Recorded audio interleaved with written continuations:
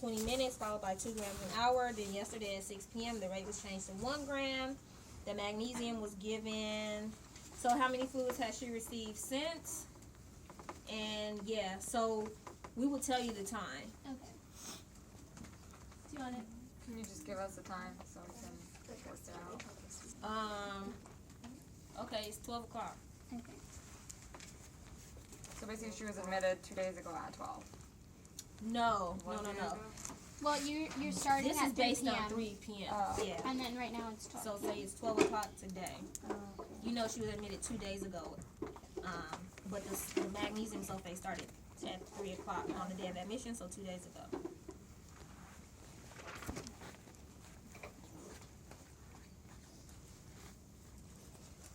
So basically from 3 p.m., okay, say today is Thursday, so 3 p.m. on Tuesday to 6 p.m. on Wednesday, she had magnesium, the bolus, and then 2 grams an hour.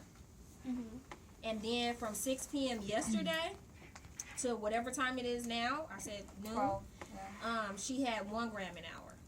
So that's what she would be figuring out. Okay. Okay? The times, that's pretty standard. That time might actually stay. I was thinking the times might be shortened, but this is actually a real life scenario that could happen. Yeah, this is totally normal. So don't think that in and outs is just going to be based on a 12-hour period. You might need to be calculating over several days. But then that just means you multiply by 24 instead of 12 or, whatever. So the numbers will be larger. But the calculations are the same. It's standard for what you guys have been doing the entire quarter as far as knowing from what time to what time was she running at, what rate. At what time did the rate change? Then you calculate the next period of time that she was running at that rate. Then you add them together. Remembering that a bolus, it tells you on here it was given over 20 minutes. So you already know that she received 4 grams over 20 minutes. So you always remember, whenever there's a bolus, you have to take that part out of the time. If you leave it in there, it'll throw your calculations off. So 20-minute bolus, what I do is say, okay, from 3 to 3:20, she got a bolus of 4 grams. I know that 4 grams is a 100 milliliter bag. So I'm going to start my time at 3:20. So from 3:20 to 6 o'clock the next day, she got 2 grams an hour. That's the way I would do it. The other way to do it is to add up, all of the times or whatever, and then go back and subtract that 20 minutes. But it's easier for me to add than subtract, so. So when there's a bolus going on, everything else is stopped? Not everything. It depends on what the bolus is. This doesn't ask you anything about lactated ringers or whatever. This is just talking about magnesium. So she got a bolus, and the bolus was the first thing given. So nothing else was even going at that point. It was given at the start. When you give LR, a lot of times you're already running the medication, and then you bolus them like in the middle of, the bag. But magnesium is different. You bolus them, you give what's called a loading dose. So you give them a very large amount of magnesium in a short period of time at the beginning of the infusion, and then you taper it off. Questions?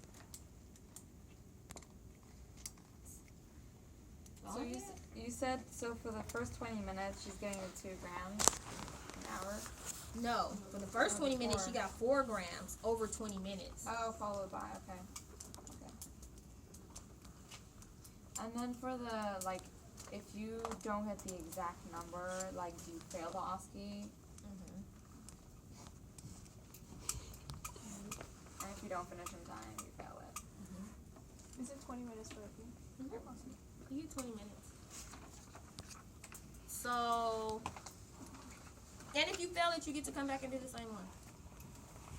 But if you guys know the concepts behind how to do these calculations, I think you'll be fine. Because the numbers will change, but the concept doesn't change. So just study these 3 different OSCEs, and this doesn't really have it's medmath, but it's a different type of medmath. for this, you're calculating dosages and stuff like that, intake and output. Well, not output, but just intake. For the other one, It's the titration one. That takes I a forgot long what that time. one was. That's a long one. Yeah. I think people should have more time for this. So you're not gonna get more time than 20 minutes.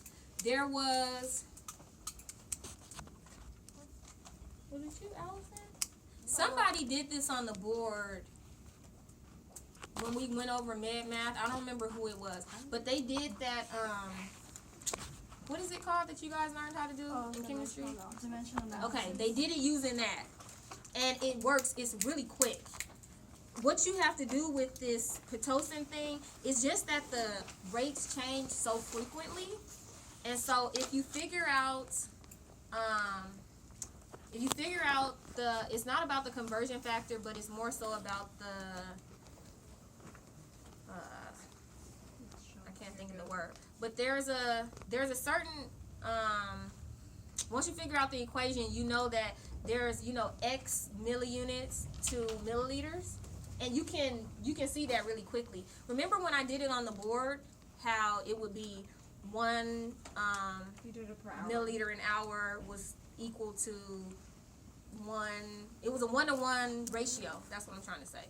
You figure out the ratio. That's the easiest way to do it. And then you just go back and plug the numbers in. We'll talk about this more in detail next week when we have time in class. But I can't remember who did it on the board, but when they did it using that dimensional analysis thing, it was so quick. Because what you're trying to figure out is, okay, The total amount of fluid. you're trying to figure out how many milliunits convert over to milliliters per hour. And really, I've told you guys already, it's a 1-to-1 ratio. You just have to know how to do the math. Once you figure it out the first time, you don't have to actually plug the numbers in for every single time period. I mean, if you want to do that, you can. It would take you a really long time, but you don't have to.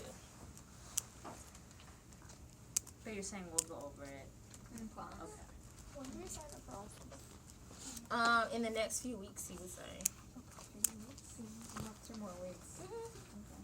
I mean, okay, so I'm trying to say this and not sound crazy. You'll be able to sign up for OSCEs before you do it, but doesn't really matter when, because whether you do the OSCE at 6 p.m. or 12 p.m., you still need to know the same information, I guess. So my thing is, don't get caught up on insignificant things like that. That's really insignificant. I just want to make sure it doesn't conflict because we have the PEDS ones the same day. I think during the same time that we already signed up they're for. the same. Yeah, so Yeah. it won't conflict. We'll all be in the same room doing them together. I think we'll be over here and they'll be over there where Susan is, I believe. So just know you're probably going to be here all day. All right. Any other questions? Wait, what time is class start? Is it 12 o'clock? 2.